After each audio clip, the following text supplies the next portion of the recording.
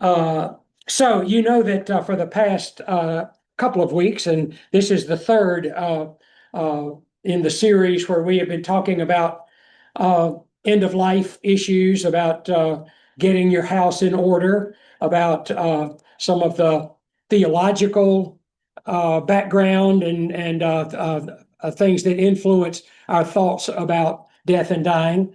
Then we've talked last week about some of the practical things that you need to do as far as preparing documents and things like that, and the kinds of things that you need to do while you are still of sound mind and body to get those kinds of things done. And today, Kelly is going to kind of lead us through some of the ways that we can uh, uh, that our love for the church, our love for God, our love for our neighbors can continue even after our death. And so, Kelly, go ahead and you do your thing, and I'll let me begin with prayer, and then I'll turn things over to Kelly.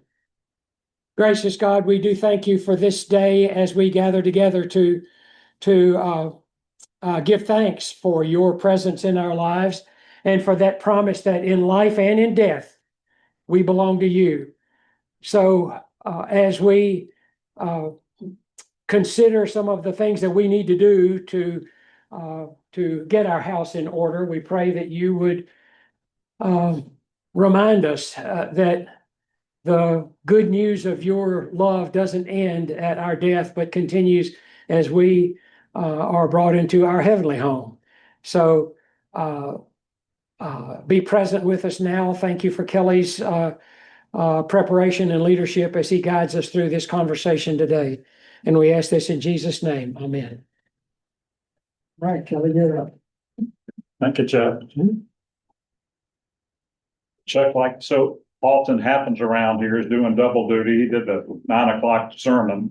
It was excellent. In case you missed it, might want to catch it on tape. It was very well done. I'm looking around the room. I only see one attorney, so that's the good news.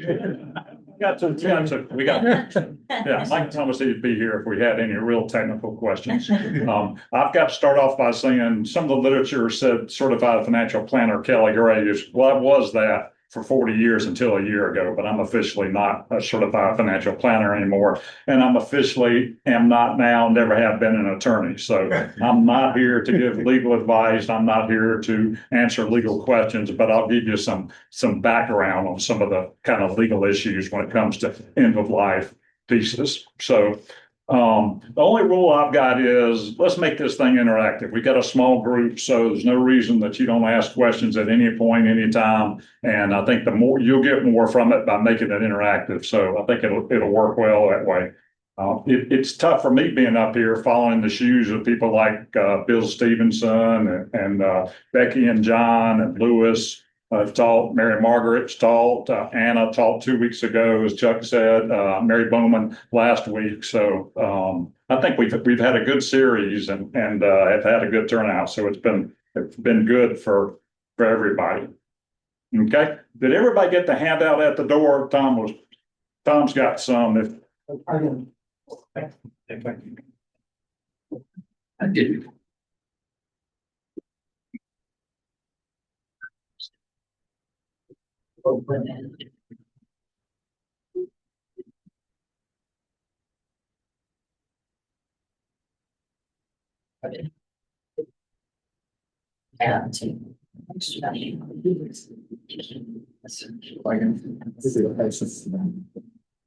Thank you. Sure. You need one? I'm good.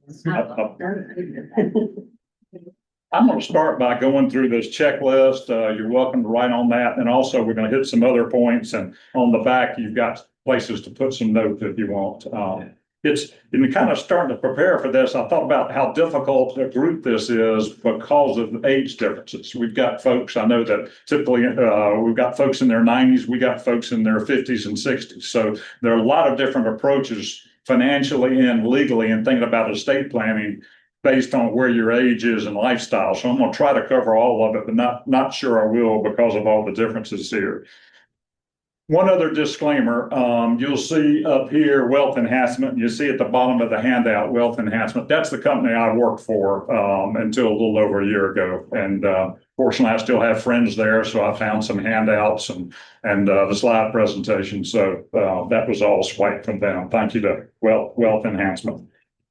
All right, let's start with going through this sheet and this checklist, which I think brings up great points. And again, tell me anytime I'm going too fast, too slow, need to repeat something, whatever. But this just shows you in situations where you're preparing for the worst, kind of another way of saying end of life. Somebody's been in an accident, somebody's health issues, whatever, but just things that need to be thought about and considered. And there may be things that you hadn't considered before. First piece is legal and estate planning. And you need to review all your estate documents or have somebody review all your estate documents for the person that's in this facing the worst, whatever the worst means. Wills, trust agreements. What's very important on here that I think people forget about a lot, and I've had life experiences and seen people, and I'm sure their attorneys have seen this as well. People forget about beneficiary designations. Now, I've had a situation, I hate to say, in my 40 years where somebody had the first wife named as a beneficiary, never updated.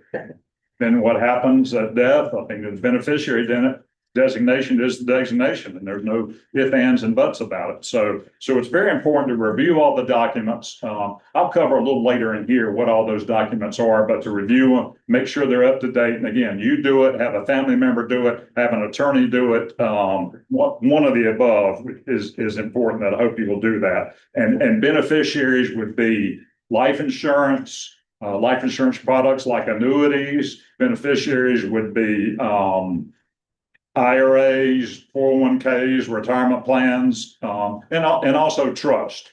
You could be a beneficiary of a trust, or it could be your trust.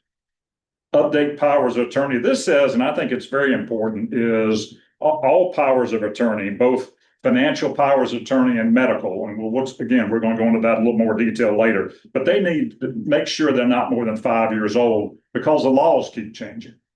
I've been out of practice for 15 months. And I learned last week about some new documents I've never heard of before. So the things are changing, and you ought to have those documents done at least every 5 years. If anybody wants to add a comment, that it ought to be more often than that. But those powers of attorney, the financial, or what's called durable, and then the medical, totally different. And you might have a different person named. Typically, you do have different person named in each of them, but they ought to be reviewed every 5 years at whatever your age is. And you need to have those documents. If you're 30 or 35, if you're 65, you need to have those documents. Attorneys want to add anything to that? Or when there's been a life change of some sort. Your executor or death, divorce, a child is either deceased or become disabled or so bad drug and alcohol abuse or. Well, if you got a change like that, who would you have do that for? An attorney. And probably this is I've got to watch where I'm treading on this one, but I think it's good to have somebody that does some estate planning. Just because somebody's an attorney doesn't mean they know exactly what's going on in these documents and what's up to date. Doesn't have to be somebody that does it full time. And there are in this town, there are probably 50 attorneys that do it full time, just estate documents, trust in estates, maybe 100. There are plenty that do it full time, but somebody at least does it once in a while. That does some of it because it's a whole technical different set of the law. Okay, healthcare directives. There's HIPAA releases, there are living wills, there are medical directives or medical proxies you've heard sometime. Living will, you know the difference between a living will and medical directives? Living will has to do with life or death. And you don't name a person in there, but you talk about when you don't want to have your life sustained. Okay. It's really your direction to family members. It's your direction to doctors. Okay. The medical directive is different in that you can give your power of attorney, healthcare power of attorney to what's typically a family member, and let them make decisions that aren't typically life and death decisions. You're in a car wreck, doctor wants to operate, but the doctor's not going to operate unless he gets consent. Well, who does he get consent from? You're unconscious from the car accident. So who does he have to see? Well, that's why you want to have this healthcare power of attorney. Okay. Digital assets. That's something Anna talked about that 2 weeks ago. And Anna gave a real case, if you may remember, of somebody that the settling of the estate was taking over a year. And part of it is arguments over the digital assets, i.e. the passwords and access to different accounts. It's very important. You got a booklet from some of you did, and I've got a few more up here.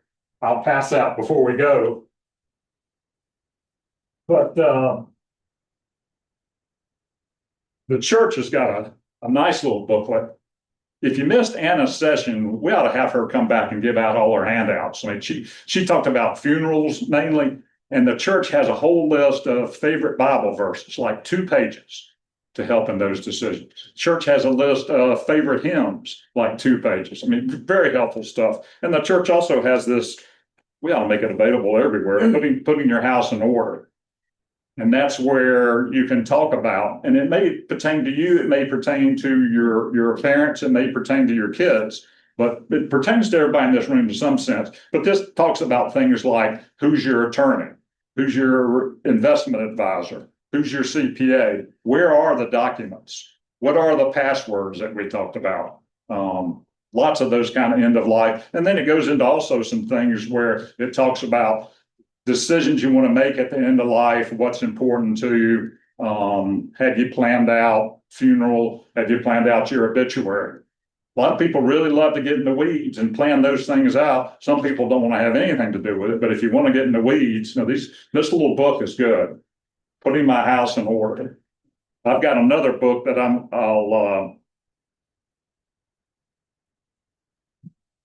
only got about 15 of these. But this is called a legacy planner that does the same thing, a little bit more in depth than Anna's. Anna and I are going to get together and try to make the church's book a little bit more in depth, but some great information in there. So Kelly, so access and control of online accounts, but does that mean that that person has the power of attorney to do that? So if you gave your, you gave somebody your password to your financial accounts, it doesn't mean that they could. I mean, but legally, don't they need to have a power of attorney to do that? Sure. During lifetime, yes, but I'm more talking about at death to make sure people know how to access accounts. And the power of attorney, remember, it becomes useless at death. Both powers of attorney. They're while you're living. Durable financial power of attorney, medical power of attorney only apply during your lifetime. So good question. This is I can occupy a few minutes about my older brother. Something y'all know a little bit about. I called him Thursday morning. He lives up in Wilkesboro by himself. Worked for Lowe's for 33 years. Lots of Lowe's stock. He's not eating in a few days, and it's difficult. But I just say that in the broader way to say that he's not complying with me or anyone about doing things for his own self-care. And I tried to get him to give me power of bank transactions a couple of years ago, and he got very, very, very angry. And I saw him Thursday morning. I raced up there with some food, got him some groceries. He won't let me in his apartment. Totally unwilling to do anything. I know there's something called guardianship, but Jack reaffirmed to me on Thursday that he doesn't want power of anything. He won't sign anything. And I'm somewhat reluctant to bring it up just now for this group, but what do you do? Mike, do you know what I do? I mean, Hey, to seek guardianship, but he may not be incompetent. he's very smart. Mine's works fine. And forgive me for bringing it up, frankly. No, that's what we're here for. I'm at a loss. He won't surrender to me to help him. Didn't want to give up the power. None. Any of it, literally and figuratively, didn't want to give up any power. And, I hadn't seen him in a couple of years because he wouldn't let me see him. He's lost 60 or 70 pounds. So what does happen if you die without any of these documents? That's Then what happens? And, there's laws there, intestate laws, Mhm. but the will is the simplest piece, in my opinion. You can do that in your own handwriting. You can type it up. You need to have it notarized. You need to have two witnesses, but the will is the simple piece, but it's all these other documents of he's on life support. It's those kind of things that you Yeah. worry about. Well, the conversation that with my friend Mike, I think at this stage. Yeah. You know, all right, let's not get away from the power play of you taking control of something. Do you know if he has basics like a will? I'm Meaning almost plans? certain he does not. Yeah. Does he have children? Never married, no children. So that would you be his next, I'm sorry, would you be his next? it's only, my parents are deceased. There are no other siblings. You know, five for me. We co-own, I'm on the, we inherited an apartment, a building in downtown North Wilkesboro where he lives. I'm still on the deed. We'll take everything. Okay, well, let's move along, but No, this is a complicated case.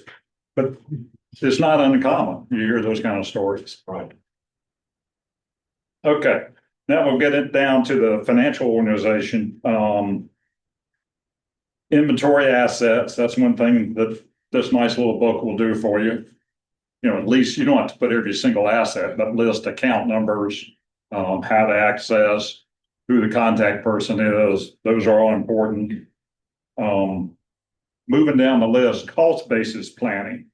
Now we're starting to get to some ideas that are really what I truly call deathbed planning.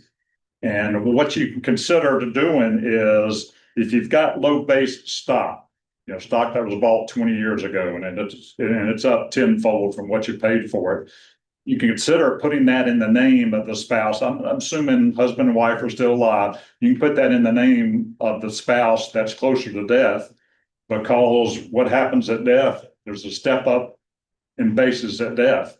So you've got shares of Apple that were bought for $15 40 years ago, and they're worth $400 now. If you sell them, there's a huge capital gain. You die with them owning it, then you don't pay any tax on that difference between the 15 and the 400. The new basis becomes the value at the date of death. So if you transfer those assets, and the law says the person has to hold it for at least a year, and whether they make it or not, you didn't lose anything. But if you transfer those low basis assets to the surviving spouse, what probably is going to be the surviving spouse, that can be a nifty little technique to avoid some taxes. I guess it's risky too. I mean, yeah, Do what? you can't guess who's gonna die. That's right. That's exactly right.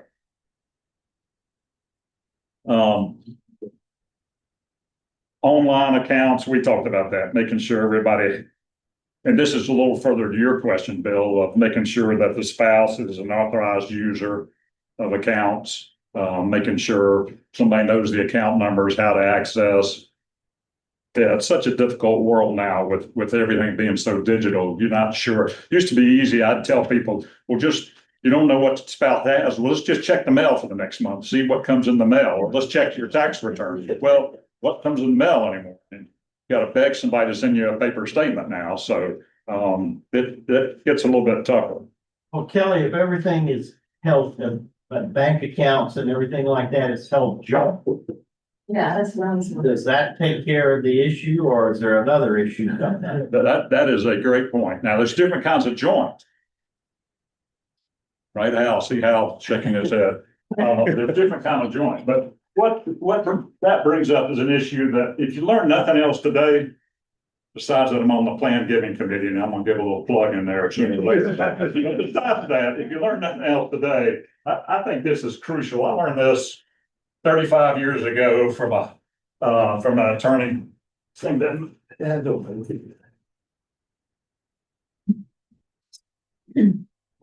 If it's joint with right of survivorship, assets go to the joint party, typically your spouse. May not be. You could name me as a joint party and that would work. So joint with right of survivorship. But here's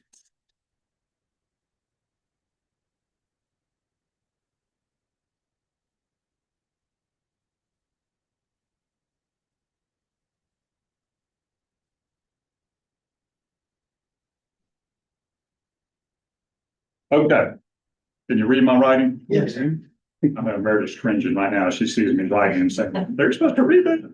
Okay, this is the three ways that assets pass at death. Okay? Now, there's a reason we got in this order. Now, the example of law is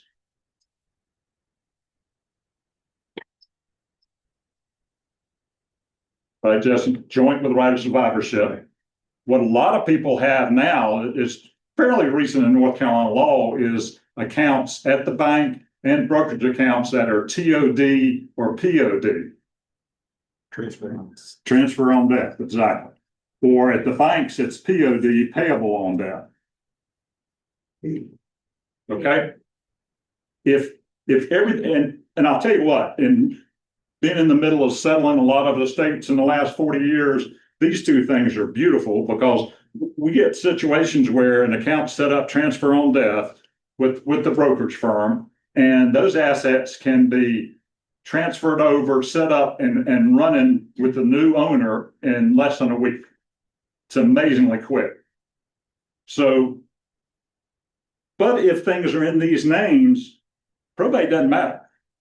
Probate, let me back up. Probate is the settling of your estate, okay, based on hopefully the will that you have. Probate is third on this list. So I've got people that come in and say, everything's taken care of because everything in my will goes to my spouse. Well, what accounts do you have? Well, I have a TOD account. Who'd you name as the beneficiary on that? And contract, what contract really is a beneficiary, like of your IRA, your 401k, your life insurance. So this person had a TOD account or joint account and then had a 401k. So there's nothing to go through the probate process. Probate is last on the list. It only applies to assets that aren't controlled by law or by a beneficiary statement. Okay? That's good. I'm gonna leave it now. I made my main point. But it follows up to your good question, Jesse. So, what Jesse's question, you can't just go to the bank and when you open a checking account, say this is in Barbara's and my name. Does it need to be specifically spelled out as joint with right of survivorship or transfer on death? Great question. It needs to be specifically spelled out. I've worked for a bank. There's other people here that work for banks. A lot of folks you get in a bank. I've worked retail in a bank. They don't know the difference between a joint account, a single account, a joint with tenants in common. They don't know the difference. But you more than likely you want the joint with right of survivorship. I left part of that out, didn't I? And I ran into this in North Carolina. If you open a joint account by law, default's supposed to be a joint with right of survivorship. If you open a joint account by default in North Carolina banking law, it's supposed to be right of survivorship. But not all bankers know that, and if it's a multi-state bank, they can still screw it up, which happened with the first few minutes. And that was gonna be my question. If you arrived here belonging to one bank and now you're another bank, what happened? Anything? If it was a joint account, it's still a joint account. Depends on where the account. But you need to see where it was open. You need to find out the full account description to see what type of account it actually is. Okay, all right, we'll fix that. But remember, there's different kinds of joint account. There's tenants in common. Well, that's and I can have a joint account tenants in common, and that's not controlled at death. right. So that goes by the law of the state that you have your accounts, Where you open the account. where you open the account. Even though you're So you living. guys- The same bank for 50 years, but I've moved around a lot. Well, how does that apply to ownership of a home? Home is typically joint with right of survivorship, but you can change it. But I think is it probably by default that it's right of survivorship, just like Ken's saying for a checking account? No, but typically between husbands and wives, there's tenancy by the entireties. So that's a concept. Now, not all states have that.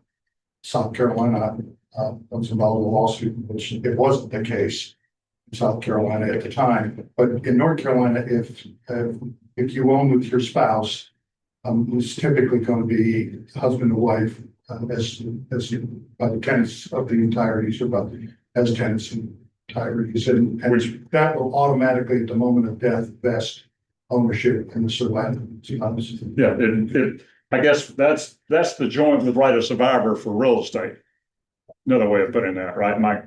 But, and then you can be tenants in common, or you can be, joint tenants with rights of survivorship, but that has to be designated. It's no fault of that. You own a place with your brother, for example, if it's not with rights of survivorship. Dan's example, and you don't, it doesn't pass at the moment of death. And more than likely, you don't want it to be rights of survivorship if you own something with your brother, as you said. Well, it depends, Yeah. Dan's example. Is it passed down through the family? Yeah.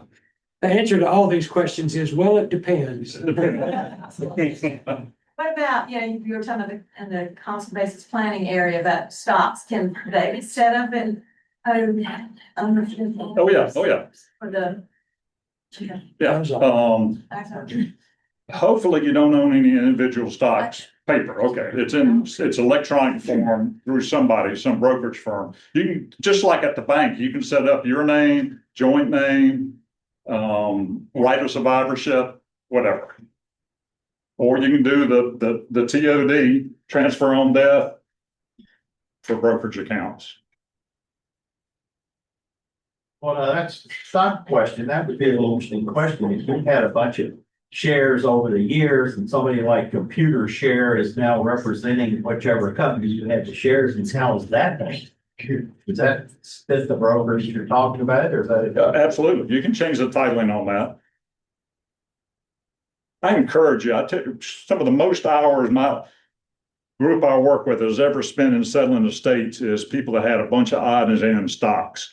Had them in the bottom drawer, had them here, had them there, all over the place. I'd encourage you to, my encouragement would be not to reinvest at a certain stage in your life in after-tax accounts, because what have you just done? 4 times a year when you get dividends, you got 4 new cost bases, right? So again, part of my life is keeping things simple, and keep things simple by not reinvesting. You've always heard from your parents, reinvest, your grandparents said reinvest, but you reach a stage in your life that is complicating your tax life. You're adding 4 new purchases every year through dividends being reinvested, greatly complicating your tax life. Take the money. Take the dividend. Take the dividend. Enjoy it. Yeah. Kelly, question. So, non-taxable account, retirement account, under contract, they have beneficiaries. Taxable accounts don't have beneficiaries by contract. Not by contract, but by law, Right. Yeah. it could be controlled. They're individually held, Right. then they either go to probate or can go to a trust and avoid probate. But that's why all the taxable accounts, if they have probate, have to go. Correct. Yeah, I'm gonna talk a little bit about trust too. Right. That's a whole issue, pluses and minuses, other things. Good questions. I think you got a question, Don. Well, I'm waiting for the talk about trust. Okay, you want to hear that part, okay. All right, let's keep moving down this list. Healthcare and support. Look at your benefits, explore all your benefits, Medicare, Social Security, veterans benefits. Veterans benefits has a hospitalization benefit and a death benefit, private insurance. What's not on here is look at employer benefits, past employer benefits. What do you have? A lot of companies grandfathered in, they're not doing it now, but provide health insurance for retirees, for folks that were full retirement, and their spouse may have a remaining benefit from that. So you need to be aware of that. A lot of companies still provide some life insurance after you retire. Again, that's my generation kind of thing, but our children are not getting those kind of benefits anymore. They're long gone. Okay. Palliative and hospice care, we talked a lot about that last week. And I think the issue here more is just be thinking about, is that something you want to consider, not consider, whatever. And then we get to what Anna talked about 2 weeks ago, funeral planning, burial planning, obituary, all those kind of things. And some people want to get in the weeds with that, and that's fine. Just get it documented, make sure your heirs are aware of it. And then lastly is a legacy letter that I really had to look up. I wasn't familiar with it, but it's also called an ethical will, which is where you're not really controlling anything. It's just a letter to your heirs saying this, and this are important to me, which is nice. There's kind of different letters you can attach to your documents. This whole idea of the legacy letter is a nice one, just to say this is what's important to me. Not going to change anybody anywhere, but that's important to me. A lot of folks also attach a letter to, and you keep it with your original documents, that talks about personal property and where that goes. This goes to this family, this goes to that family. Again, I'm trying to keep things simple and not having fights over, well, you got the nice antique piano. What do I get? I get the grandfather clock. Is that equal? It's nice to get all that figured out ahead of time. And it's nice to have the children's input on that too. Most of the time. Not all the time. Okay. All right. Any questions, thoughts, or comments? Good questions, good comments on what's going there. Let me add a few more things that I just kind of learned through experience in terms of deathbed planning. If you are 73 plus and you're having to take money out of your retirement account, some people, nod your head, a couple of people in here are having to take money out of their retirement plan every year, RMD, required minimum distribution. If you're on your deathbed, you know this, or your heirs all know this, take this year's required minimum distribution before you die. It gets life's a whole lot simpler if you do it while you're living. So make sure that thing is you've taken the full distribution. This is applying. If you're not 73, don't worry about it. But at 73, it can be an issue where you're required to take money from retirement plans. The other thing from experience I've seen, and I bet some folks have had this here, is cars. Changing a car title is the hardest thing I've ever seen. The attorneys are shaking their heads. They're so hard. So if somebody's on their deathbed, see if you can go and get that car title changed over. It just helps a lot. And my third factor of just kind of the school of hard knocks is South Carolina property. It helps if you just own a piece of property, and I say South Carolina, that's the usual here, but let's just say out of state, you own real estate. Yeah, I need to be broader. Any real estate that you own out of state, you have to open up separate probate in that state if you just own it individually. If you own it in an LLC or a trust, you don't have to do that. You can avoid that step. So I've seen some attorneys come in and then ask somebody's on their deathbed, move that real estate to an LLC or a trust so that you don't have to open up probate in another state and pay more fees and other things. If it's owned jointly, that just transfers, right? Help me, guys. I would think so. Well, But it's still, I bet you still have to open a probate though. well, Would you not? Early though, I mean, like South Carolina at the time I was involved in that lawsuit. It was an older gentleman, had a big farm, married a 22-year-old. She gambled away everything, had a huge judgment against her. And I'm thinking in North Carolina, oh, it's no problem. Because it's got to be, it's joint and marital, and it's got to be a lien against both of them to touch it. Well, I did some research and no, it affixed to 1/2 her undivided interest, and then they executed on that. The farm was sold. So, but it just depends on the state law. That the states not completely different, but they have what it is. Yeah. Kelly, on the car situation, has North Carolina changed something recently so that car titles can be shown as joint in a right of survivorship? Yes. Yes. Thank you, Ken. And that's almost brand new, right? It couple of years. It's been several years because Well, that's what our cars are joint with right of survivorship. We have, one that way and one that's not that way. Right. Somebody complained and somebody listened. That's good. And the beauty of that is that, let's assume you don't have much of a probate estate. You've got beneficiary designations on things, husband and wife own real estate together, so that clears it. But then you forget about that car. Yep. That was titled in only one spouse's name. Yeah. Then you gotta open up for the 1 year's allowance. The surviving spouse gets for $60,000. I mean, it's not an expensive process, but there's time delayed, and we filed for somebody, I don't know, 3 months ago and just got it. Clerk's office is so backed up. So, yeah, that's a great. For my dad, we have got him all set up, so, all of his stuff passes. Transfer on death, that kind of thing, all this. Yeah. But then he has his one asset, his car. And we didn't want to joint title his car because you don't want the liability, because he's 92 years old, still driving. I don't want his liability coming out. So we left the title just in his name. And finally, his car is dropped in value enough, it'll no longer go through regular probate. It can go through the small estate filing because it's worth less than $20,000 now. But you can go change those things. Yeah. You got one, just go to DMV or can that on those online? I don't think. Okay, well, all right, that's That I'll go fair. You're probably asking too much to do it online, Jesse. Be my guess. All right, what's Don't go to don't go to Charlotte DMV, go like to Concord? Oh, Yeah. Brevard or Shelby. I just went to Harris Teeter and renewed the last one using the online, so. Good job. All right, further questions on that?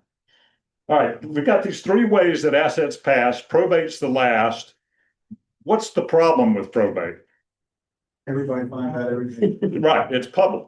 You can go look it up and find out what somebody has, what they were worth. It's public. It takes a while. These other things can happen quickly, as I said, in less than a week. Probate takes a while. What's the quickest probate you've seen, probate settled estate? 6 months at a minimum, usually 9, usually it's 9, and if it's any kind of size. And there is a probate fee in this state. Now, good news is we're not in California. I meant to check this out this morning. I forgot to. California, last time I checked, which was probably 15 years ago, had $125,000 max as a probate fee. And at that time, North Carolina was $3,000. Now North Carolina is $6,000.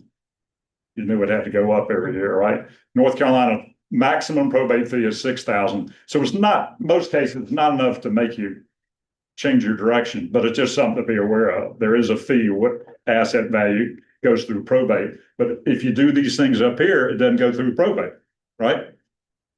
Just don't move to California when you're on your deathbed. So you mean that if you had, all your assets go to your beneficiary, your spouse, everything, then there's no probate? Well, how do they go to your spouse? You mean Well, through this stuff? yeah, we'll. Joint beneficiary Yeah. statement, yeah, then you might have something somewhere. Little bank account, but, and I'll tell you one thing, there could be something left. And what is that number? It is like $60,000 or less. For small, Yeah, North Carolina hadn't updated, it's only like $20,000. The threshold for a small estate filing is Ooh, stupidly low now. The surviving spouse gets the first 60,000, but it's still 20. Right. still 20. For the smallest. If you say everything goes to my spouse, let's say, then there's. And the majority anyway. Now, here's one thing you got to be careful with. Again, I've lived through some of this stuff and seen the bad news.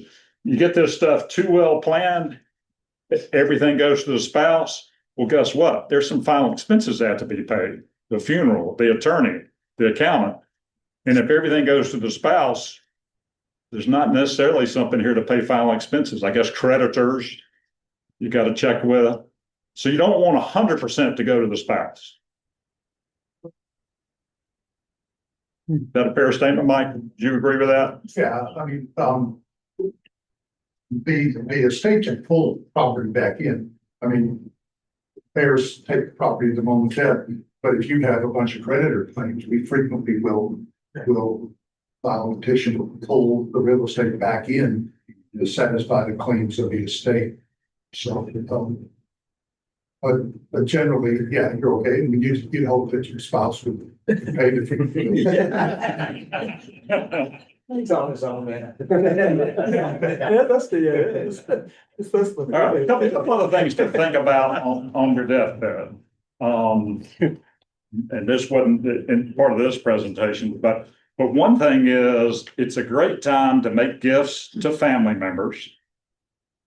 Right? Everybody know what the maximum is as it scoots up every year? From 18,000. 19, it's 19 this year. 19,000. Yeah, 19,000. And you know what it is? Here's the second thing. Everybody's going to remember this. Commit it to memory. The other thing, walk out of here, I want you to remember is that 19,000 is per donor, per donee, per year. Okay, so it's 2026. I can give Don $19,000. Meredith can give Don $19,000. I can give everybody in this room $19,000. And January 1st, do it all over again.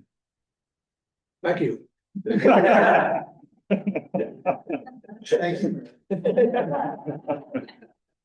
So it's per donor or per donee. But Kelly, to that point, and saying the same thing with respect to the required minimum distribution, I think it's worth considering just having an annual practice at the beginning of the year. Yeah. Of doing all of your planned giving, That's charitable and family. That's great. Yeah. Because then. Why wait to the end of the year? Yeah. Yeah. To help people understand gift tax, how it feeds into the estate tax, because a lot of people don't understand, you could give me 500. And in theory, you gotta file something, but you then, it would be rolled up to your estate tax, is that right? 500,000. Yeah. Correct. Right. Yeah. Yeah. Yeah, and while we're on it, we'll talk about that. So that 19,000, and it's been going up every year with inflation. You can do a lot, and it doesn't have to be cash. It could be interest in real estate. It could be interest in it could be a stock. It could be interest in a private company. Anything that can be valued or what present interest, I guess, is what the attorneys say. $19,000 per donor or per donee. Now, other thing to understand that we've kind of assumed that everybody may not be exactly clear on is you have an unlimited amount you can give your spouse, lifetime and at death. Okay, that has no limit whatsoever on it. Okay, then what Tom's bringing up is you have a lifetime exemption, and thanks to the big beautiful bill. Whatever. That number is $16 million. And that's per person for your lifetime. So Tom does me a couple of favors like he has in the past, and I decided to give him $500,000. That's way over the 19,000. I'm going to use my 19,000 first, and I'll use Meredith's 19,000. That's way over the 19,000. The rest of that comes out of my lifetime 16 million. It reduces that. You're right. I got to file, I forget the form with my income tax return to show that I'm starting to use my lifetime exemption. So if I use it during my lifetime, there's less left at death. Okay. Now, one of the beauties of this number being 16 million, I remember when I got started, the number was 600,000 for estate tax exemption, 16 million per person. It's very important to understand. Your spouse gets 16 million too. There's also something that came, I don't remember how long ago, but called portability, where what your spouse predeceases you, the amount of that 16 million they don't use, you can get and use for your own estate. And vice versa, however that might work. So you're really talking about $32 million of estate value, which covers a lot of people. That has no federal tax and no North Carolina income estate inheritance tax. 32 million is a big number. Barbara, we're gonna squeak just under that. Keep spending it. So where does the will fall? Your will, is that under the law or? No, that's part of probate. It That's part of describes the probate? probate process. Even if everything goes to a trust? Well, now that's totally different. Now you're back up here at contract because you got a beneficiary named. Well, you're saying goes to a trust. It's not in the trust now. There's a Yeah, difference. well, there is a trust set up already. You know, that's the advice I got a couple years Yeah, ago. My wife and I both have a funded with trust. $10 or something like that. Yeah, well, It makes a difference whether it's funded or not. If it's funded, and we're starting the trust discussion that we open the can of worms. Let's talk about it. If the trust is funded, meaning you've got assets in there during your lifetime. yeah, Okay, usually it's funded as a revocable living trust. Yeah. Revocable means you can change it anytime you want. Use your same tax ID, you file a normal tax return, it goes on your taxes just like it would if it was in your personal name. Okay. Usually it's a revocable living trust, and usually that trust becomes irrevocable at your death. yeah. Okay. Those assets are not probate. That stays away from probate. That's correct. Yep. And a lot of people do trust for that reason because of what Tom pointed out, the publicity of probate. Yeah. Anybody have a nosy neighbor? Of They would course. love to see, yeah, would love to go in and read about what all you've got. So I suspected he had more real estate than this. It's all in there. If it's in the individual name, and it has to be probated. Okay? Now, the other thing to consider is from the deathbed is I said gifts to family. What about gifts to charity? First Presbyterian Church. And if I'm on my deathbed and if I don't have an estate tax problem, why do I care when I give my $50,000 to First Presbyterian Church, whether it's now or after I die?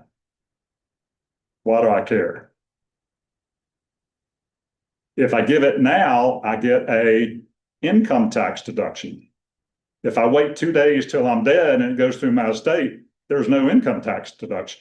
And I said my estate's not over 16 million, so I'm not saying anything estate tax wise. But if you give it while you're living, you get an income tax reduction and you reduce the size of your estate. I think I've taught some people something. I see some faces perk up. Want me to say that one more time? Yes, say it again. If you're inclined, and I actually had a couple do that were at this church. And it was a 6-figure amount, and they had it in their will, and I can't remember which one died first, but then the second one, you know, in their will said the last to die, the two of them, they're going to give X amount, 6-figure sum to this church. Okay. And that was all laid out nice and clean. But on the deathbed, this wasn't my idea. So that's why I'll brag on somebody else, an attorney who went to this church, said, why don't you go ahead and give the $100,000 now and you'll get a current year income tax deduction for it now. I told you the amount, didn't I? 6 figures, 100, it was 100,000. They gave, so whoever's left, mom was left without a $100,000 check to First Presbyterian. So Kelly, She got a current year income tax deduction and it reduced the size of the estate. if it's stated in the will as a bequest and they do it at the last minute while they're alive, does the obligation still pass through to the will? So does the executor have the right to say that was the gift and not right? And of course, the church would love both checks. But you see my question? I'm hoping somebody will help me with that. I would. I would think you gotta make the request also. The executor has an obligation. I don't know, request. Yeah, Well, in the real life case I'm talking about, the attorney did a quick codicil. yeah, right. That would make sense. You know, 2 sentences, witness, you name it. If you do your own will, nothing wrong with that. May not cover everything, but it can work and be legitimate. Put it with your important papers, can be handwritten or not. And there's a different set of rules for handwritten rules, handwritten wills. If you do your own will, you need 2 witnesses in this state. Okay. And then what else do you need? A notary, right. You don't have to have the notary, but the notary means you don't have to go prove and pull out those witnesses and hope they're still alive at the time you settled. It's called self-proving. So you get everything notarized, so you don't have to go find those witnesses. But you can do that with a codicil to your will. Let's say you paid an attorney and got a nice, complete, well-done document, but you made the change Tom and I were just talking about. You decide to go ahead and give that 50,000 to the church right now, then you can do that codicil on your own, get it witnessed, get it notarized, put it with the original documents. And that's pretty legit, I think, right? Right, guys? Every once in a while, we see somebody who comes in and they just want quickly or the whole will in their own handwriting. You just gotta make sure that it's entirely in their handwriting. And it can pass, you know. You're gonna have to fight probably if it all goes to girlfriend or boyfriend, cut people out. Yeah. We've had that done. As long as you have testimony capacity. So let me give my 2-minute plug on planned giving. You know, planned giving basically is not your annual gift to the church. It's something you do through your estate. Okay.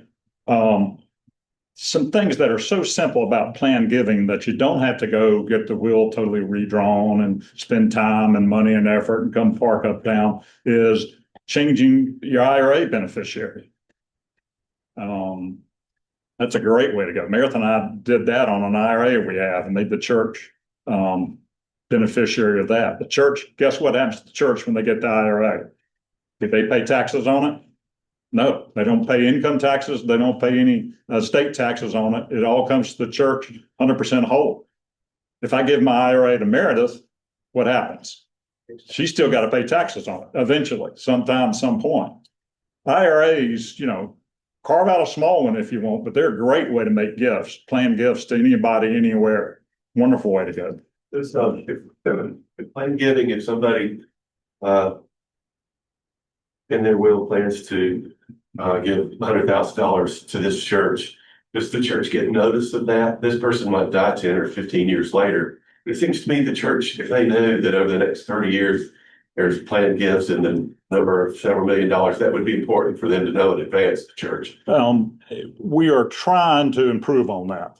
This committee we got going for about a year under Penn, then we had kind of 6 months of not doing anything. But actually, if you notice on your pledge card now, there's a place to check a box that you've made a planned gift to this church. So we're trying to improve upon that so that church does know what's out there, what potential is out there. But that's done by that individual chooses to let that be known. Otherwise, the church doesn't know. That's exactly. Yep. And that probably happens more times than not. I mean, you've been treasurer for a while. I've seen gifts come in here that we had no idea, particularly TV ministry, people who don't know the name. Gifts that come in. I think the request was made. One that came in this year.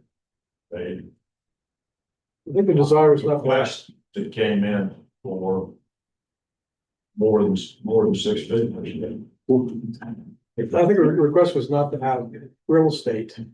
Yes, to the church. Isn't that correct? Preference different, because that was. That's a preference, but I don't think we refuse it. I don't think we're going to turn it down. Right. The other simple thing to do is life insurance. Got an old life insurance policy that's not going to, you got through USAA or whatever, that's not going to make or break your spouse. That's a great thing to name the church as a beneficiary of that. So lots of easy ways to do planned giving, and doesn't have to get complicated. But a lot of the planned giving, let's be honest about it, happens on that deathbed. Okay, kind of a tough topic, huh? All right. Chuck, I need you to close your ears. I'm going to conclude with this. This is not very Presbyterian, but I got this. I've got to get ready for the next service, so I'm going to get out of here. All right.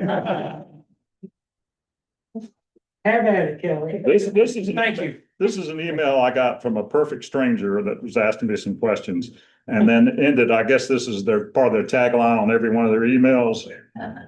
And it's a quote from Hunter Thompson. If I remember Hunter Thompson. A little bit different, little while. It said, life should not be a journey to the grave with the intention of arriving safely in a pretty and well-preserved body, but rather to skid in broadside in a cloud of smoke, thoroughly used up, totally worn out, and loudly proclaiming, wow, what a ride. So I had to leave you with an up thought. Thank you. Thanks for this good question.